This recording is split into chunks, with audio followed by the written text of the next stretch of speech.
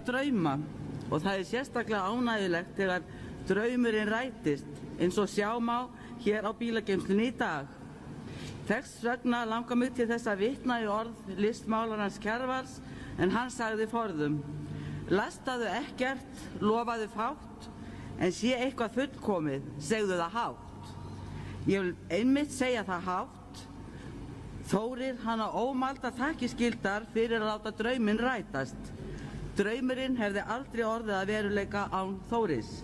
Hitt veit ég líka að draumurinn hefði heldur ekki orðið að veruleika án dyggrar aðstoðar fjölmargra Hamraborgarbúa og Kópavogsbæjar. Leið og ég þakka Þóri fyrir allt saman þá ég óskoði okkur öllum til hamingju með áfangan. Takk fyrir.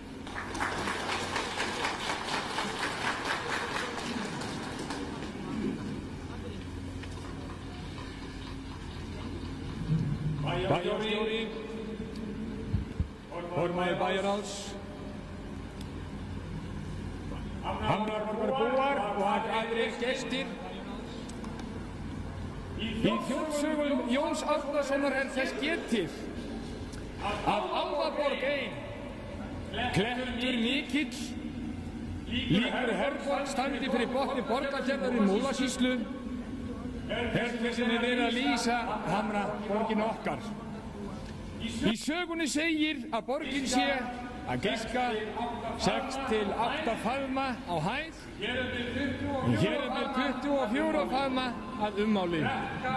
Brekka víðast að neðanverðu en klettar fyrir ofan og þó víða uppgöngur.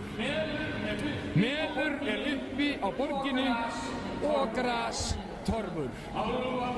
Álfaborg var hún kölluð af því það var alþýðutrú að það væri höfuðból æðstu álfa og höfðingja huldufólks og var geysimakt.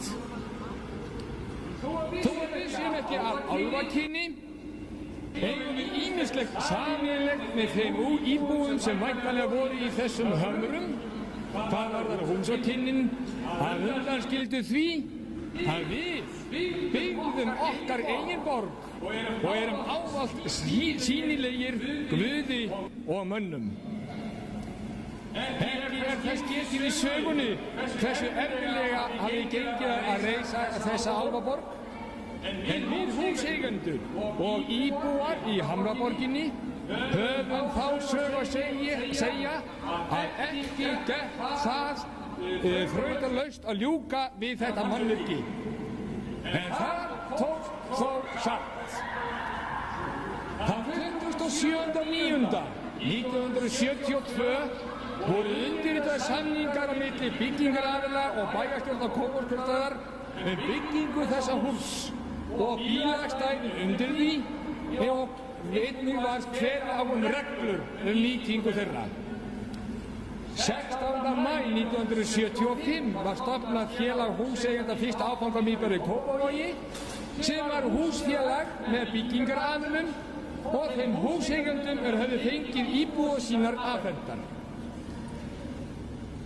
Síðan var haldin margir árangurslausir húsfélagsfundir og lagðist þetta húsfélag niður, þar að segja starf þess lagðist niður 24.3.1987.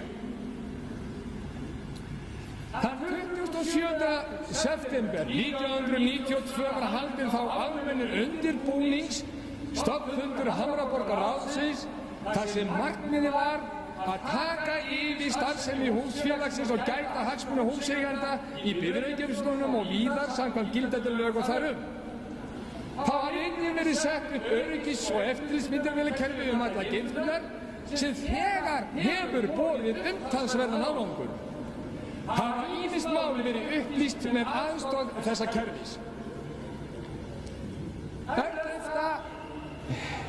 október 1992 þá var framhaldsaðalfundur eða framhaldsstofnfundur Hamraborgarráðsins haldinn af húseigendum og reglur húsfélagsins samþykktar.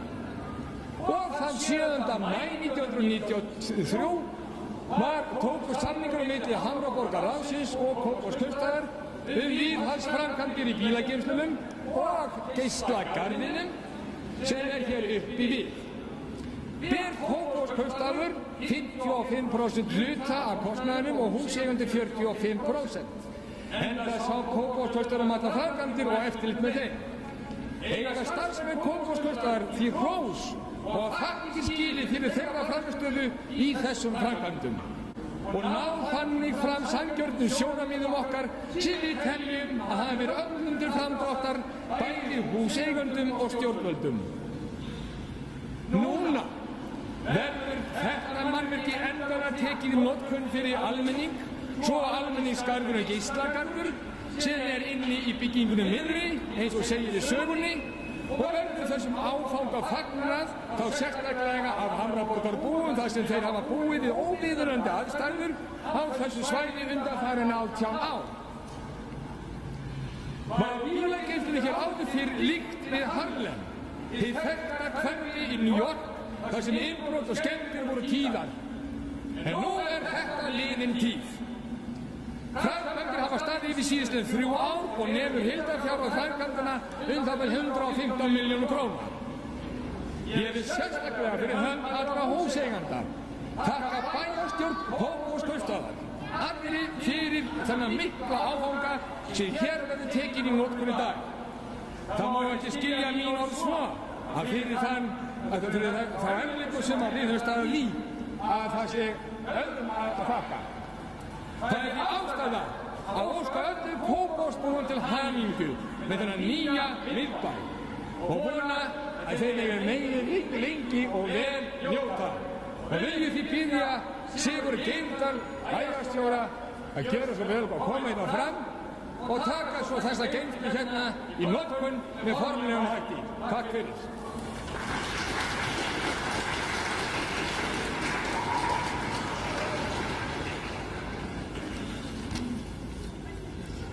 Hamraborgarráð, Hamraborgarbúar og aðrir góðir gestir.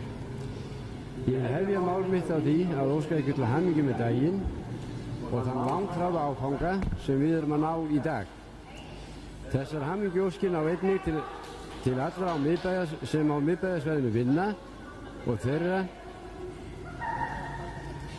Heyrist ekki? Hvað það? Það var það.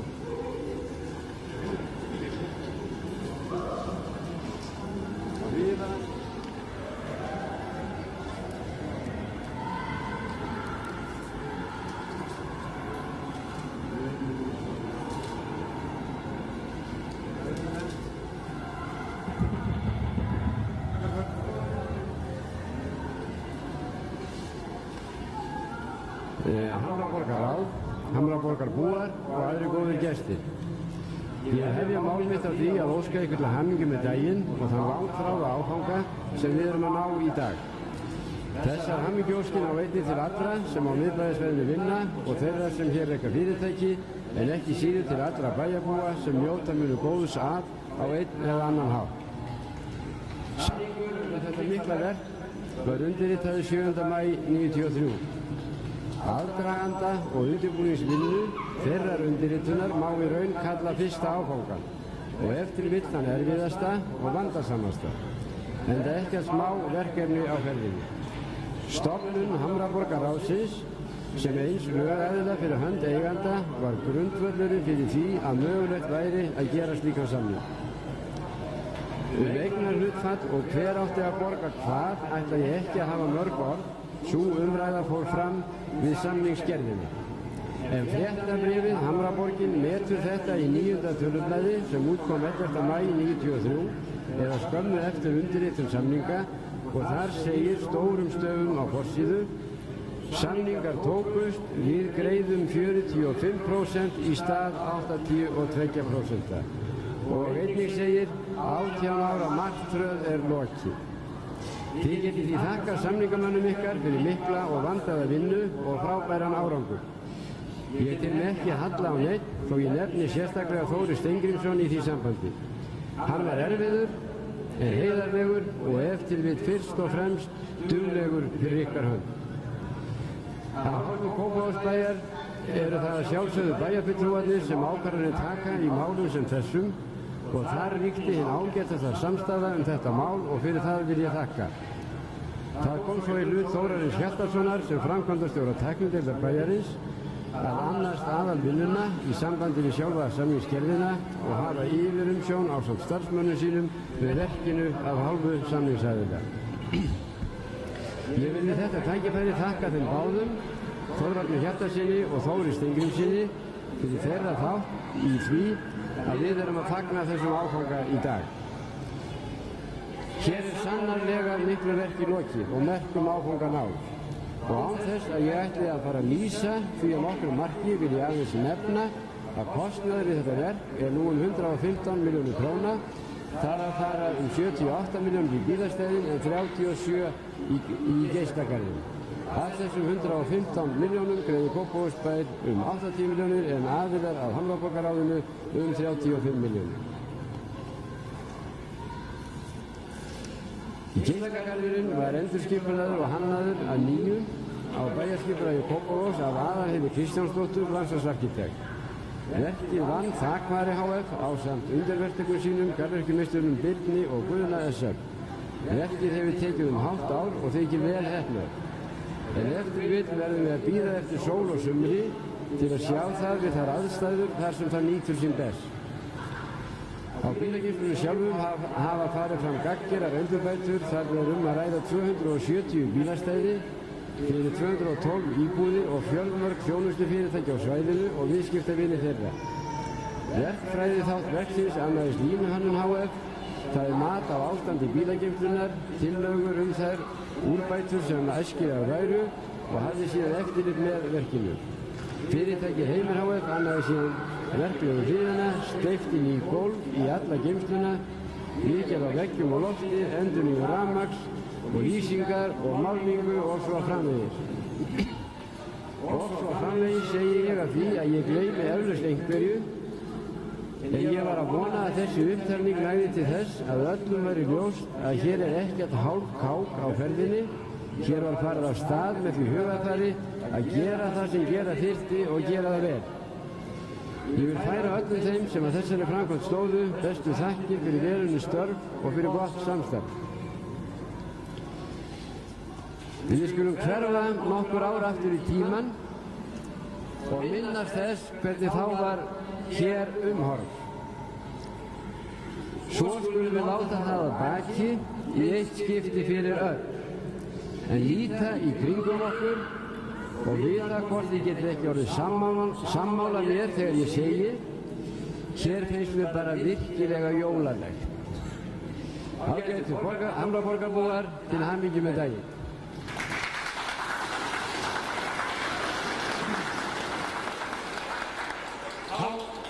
Langar mig að biðja fulltrúa bæjarstjórnar að koma hérna og taka við skærunum og lappa svo menni hérna af andirinu og klippa á græna borðan og hleypa þannig umferðinni í gegn.